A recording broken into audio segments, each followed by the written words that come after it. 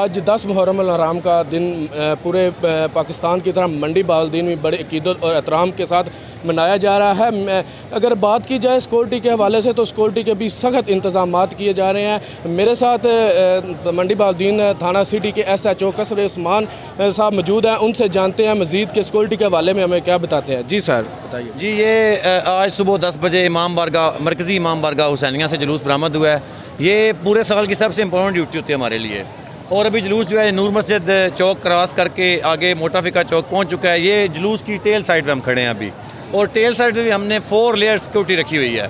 Front side पे भी 4 layer security है। वहाँ पे एंटी राइड वाले हैं, एलीट की गाड़ी एक आगे और पीछे है। और जितनी हमारे पास अवेलेबल नफरी थी वो जनाब DPO साहब नईम अजीज़ संधू साहब के हुक्म से इधर डिप्लॉयड है।